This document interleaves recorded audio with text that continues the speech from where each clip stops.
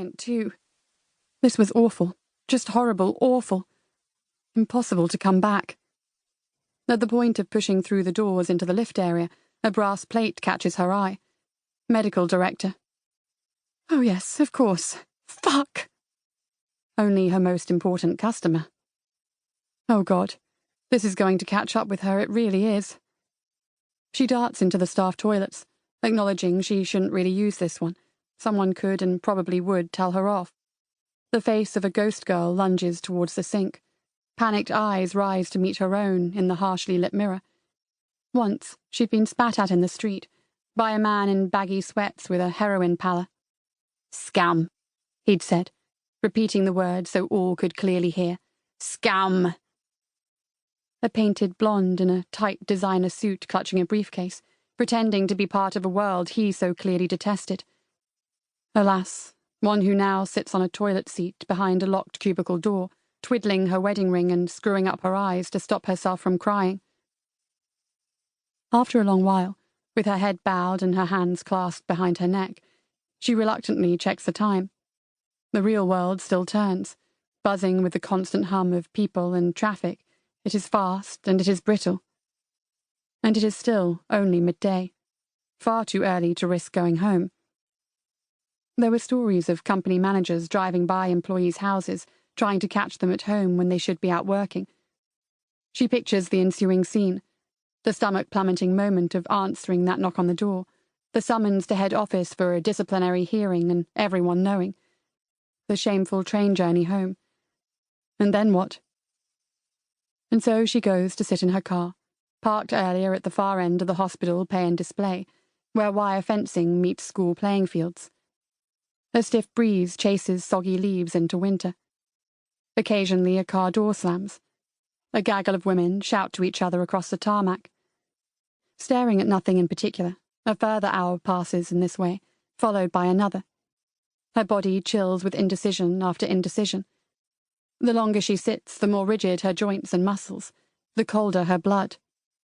Until the watery November sun dips behind the fringe of skeletal trees separating hospital from road, and a vague feeling of necessity propels her to start the engine. By now her fingers are waxy cold, so numb they resemble those of the dead, and she blows on them as she drives, squeezing through drops of life with her thumbs. It is still way too early to go home, and she has an idea to stop off at a boutique in order to pass time. It will make her feel more normal, she thinks, more a part of the world. They know her name at least. After that it will be less of a risk to return to the flat. And after that, well, maybe an answer would come. It occurs to her as she drives along that Seb might be able to help. Could she tell him this stuff, though? At the traffic lights she gnaws at a raggedy nail, then peels off the top, pulling the spike of keratin at the side clean out of its bed. A bead of blood oozes smartly, and she sucks at it, half enjoying the pain.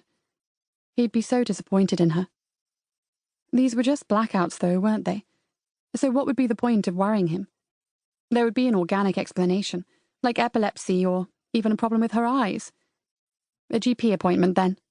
Yes, okay. That's the next step to sort this out. So there was no need to bother Seb. Not yet, anyway. God knows he's busy enough at the moment. Parking down a side street, she considers a ready defense if spotted by a local retail rep before hurrying inside the boutique.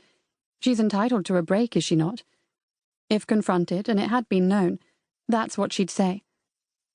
The shop is warm and drowsy, with scented candles and incense. Really, it's a lifestyle shop for the sort of people who don't look at prices, and historically she has given the impression she is one of them. The assistant looks up and smiles. Hello there. Hi. Not working today? She smiles in response, but the question is enough to punch her in the gut. I shouldn't be here, not at all. Oh God, not at 3 in the afternoon. It's deceitful and fraudulent and wrong. Oh God! She flicks through a rack of luxury clothes. A time thief, a cheat, a liar, a fraud. Christ, all she'd wanted was to feel normal and happy just for a few moments. Was it too much to ask? Was it? And anyway, tomorrow she'd work like crazy to make up the time. This was only for today. One bad day. Just one.